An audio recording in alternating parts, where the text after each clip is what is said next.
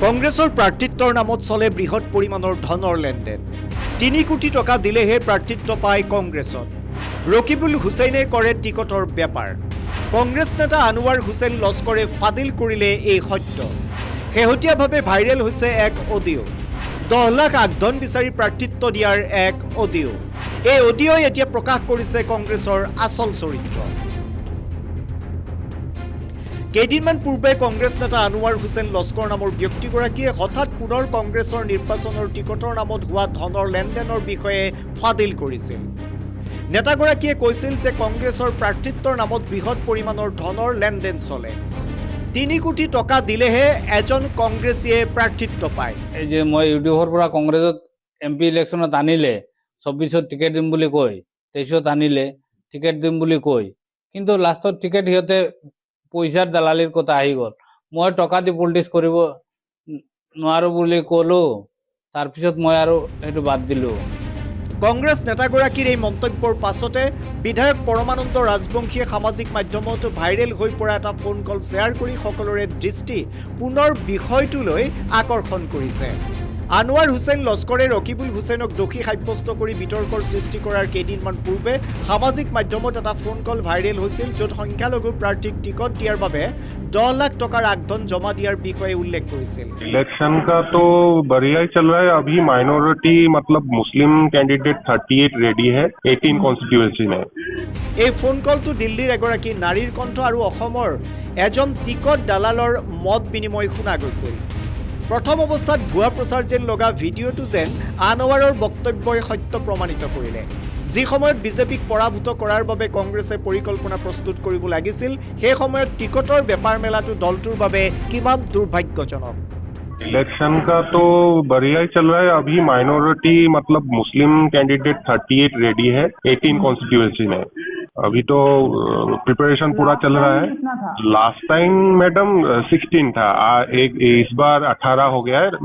मतलब 2 अपर असम में भी 2 कॉन्स्टिट्यूएंसी में हमारा कैंडिडेट रेडी है। हाँ मैडम, वो जो शिवसागर में भी एक कैंडिडेट है कांग्रेस का, और खुआंग में भी है। शायद है ना रोंगा नदी में तो है ही सर मैडम, लेकिन खुआंग में जो कैंडिडेट है वो ज्यादा स्ट्रांग है। तुमको किसने बताया? मैडम ये तो हमारे जो जितेंद्र साहब, उन्हीं ने तो बोला है ये ठीक करने के लिए।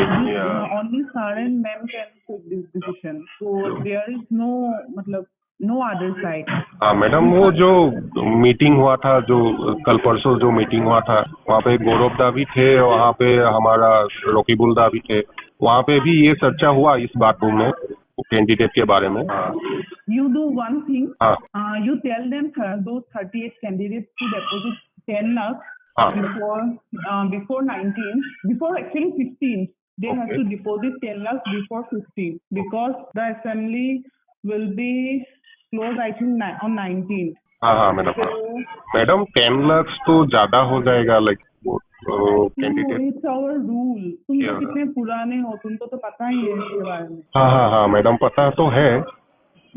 ठीक है, मैं उन लोगों को बोलूंगा, समझा दूंगा कि ये तो पार्टी का रूल है, जो पार्टी फंड में तो देना ही पड़ेगा। और जब कैंडिडेट सिलेक्शन जब हो जाएगा तब क्या होगा मैडम, उसके बाद का procedure? It's just initial amount, हाँ. ओके।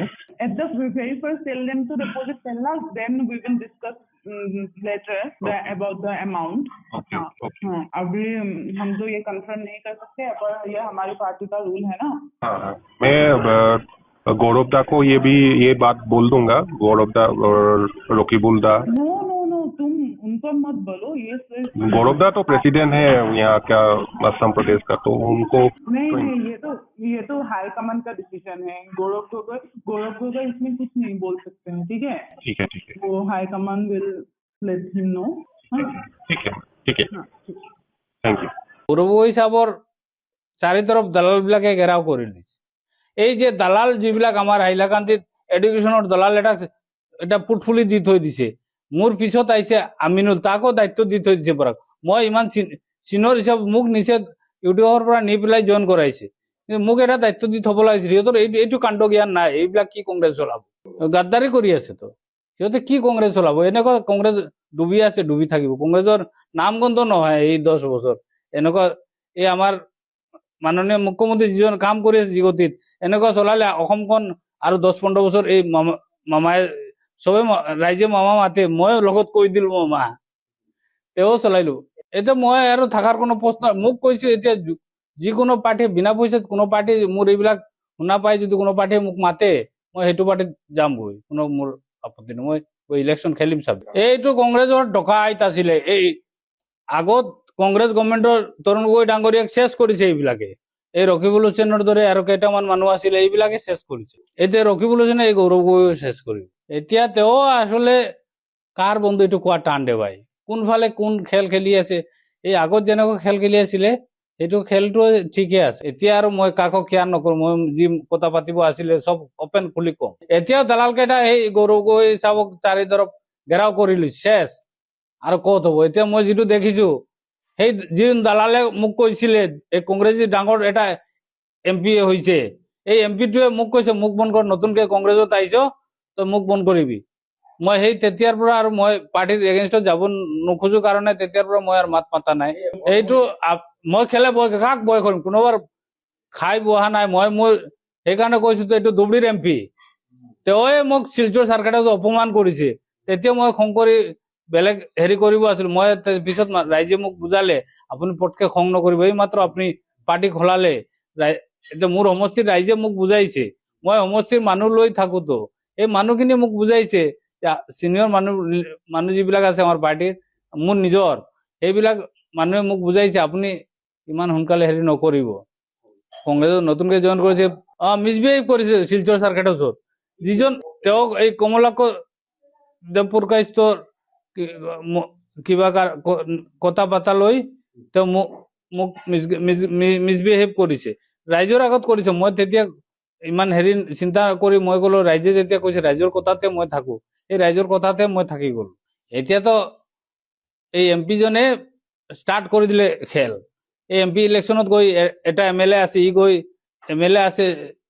ই গৈ টকা দি ইলেকশ্যন খেলি টকা ইনভেষ্ট কৰিছে। এতিয়া যিটো দেখি আছো পৰিস্থিতি, এই ৰাইজৰ মুখৰ মাত শুনি আছো তো, সেইকাৰণে এতিয়া কেণ্ডিডেট যুৱ কংগ্ৰেছৰ এটা আছে, কংগ্ৰেছৰ MLA এটা আছে, এইবিলাকে দি এই আকৌ এই MP ইলেকশ্যনত দচা ধৰিব হাইলাকান্দি দুটা চিটে বিজেপি।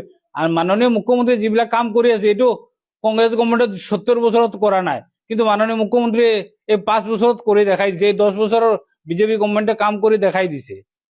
তাৰ এইটো আমি কব লাগিব, বিৰোধী বুলি কথা নাই, যিটো সঁচা কথা মই কৈ আছো, মাননীয় মুখ্যমন্ত্ৰীয়ে কাম কৰি আছে, আপ্ৰাণ চেষ্টা কৰি আছে ৰাইজৰ কাৰণে।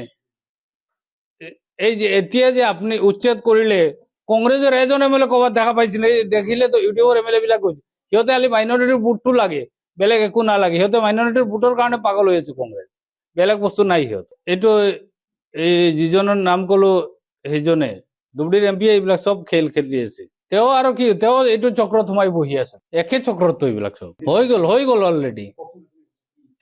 MLA শুনিছো কাঠি কৰাই অলৰেডি MP টকা দি মেনেজ কৰি থৈছে। এতিয়া ৰাইজৰ মুখত ওলাই গৈছে, মোক ৰাইজে কয় তুমি কি কৰিব বহি আছা তাত, তুমি ওলাই পেলাই আহা, যোন পাৰ্টি তোমাক বিনা পইচাত টিকেট দিয়ে সেইটো পাৰ্টি তুমি যোৱা। এইটো ৰকিবুল হুছেইন চাবক দিছে।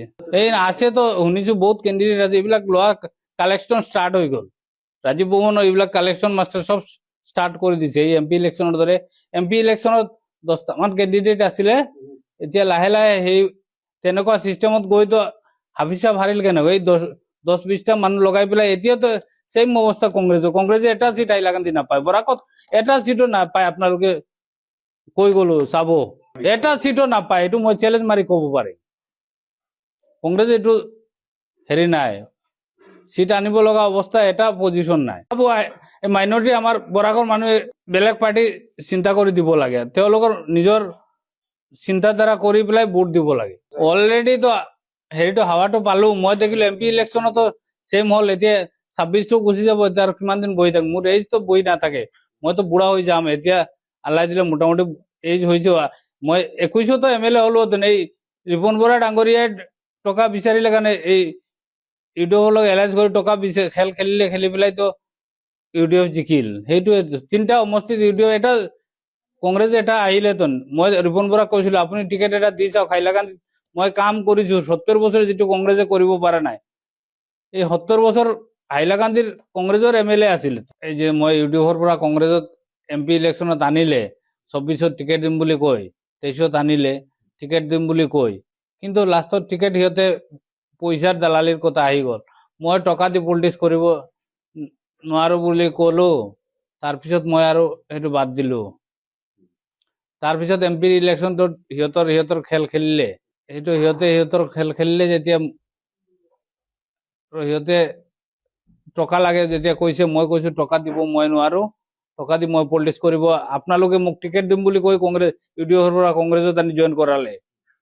কিয় মই আকৌ টকা দি টিকেট ল'ম মই সেইটো কৈ আৰু মই ইলেকশ্যনত কেম্পেইনেতো যোৱা নাই আপোনালোকে দেখিছে না মই ইলেকশ্যন MP ইলেকশ্যনত মই ঘৰৰ পৰা ওলোৱা নাই এইটো সভাপতি যিটো আছিলে ভূপেন বৰা মোৰ সাধ্যৰ বাহিৰত ৰে ভাই এবাৰ 3 কোটি টকা লাগে বুলি কৈছিলে মই MP টিকেটত মই কৈছো মই 1 টকা দি টিকেট নলওঁ মোক আনিছে ইউডিএফৰ পৰা কংগ্ৰেছত জইন কৰাইছে আপোনালোক সিট জিকিবৰ কাৰণে কি হল মোক নিদি পেলাই সিট জিকিব পাৰিছে জানো এতিয়াও সেম পৰিস্থিতি ষ্টাৰ্ট হৈ গ'ল মই যোৱাবাৰ মাতি মোক ৰখালে 2-এজনে মোক ৰখালে আপুনি ধৈৰ্য ধৰক MP MLA ইলেকশ্যন 26ত আহিলে আপোনাৰ লাইনটো ভাল হ'ব মই এতিয়া ৰাইজৰ ওপৰত এৰি দিছো ৰাইজে কি কৰে এতিয়া মোৰ কথা হ'ল মই হাইলাকান্দিৰ MLA থাকোতে পুৰা আগত আলগাপুৰ কাটলিচৰ মানুহ আহি মোক মোৰ তাত কামৰ কাৰণে আগৰ MLA আছিলে যিবিলাকৰ তাত নাযায় মোৰ তাতে আহিছে ৰাইজ এতিয়া মই দেখিছো যেতিয়া হাইলাকান্দি পুৰা ডিষ্ট্ৰিক্টটোৱে আলগাপুৰ কাটলিচৰ 3টা সমষ্টি এটাই হৈ গ'ল এতিয়া মই আলগাপুৰ কাটলিচৰত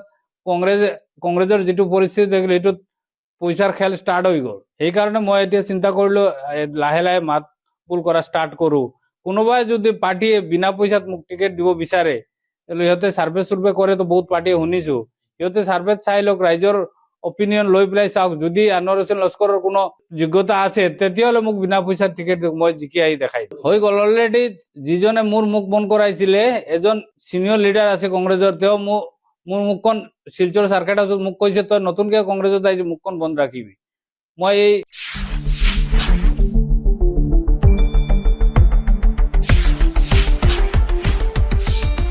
শুদ্ধ আৰু বিস্তৃত বাতৰিৰ বাবে চাই থাকক নিউজ ডেস্ক ৰিপৰ্ট।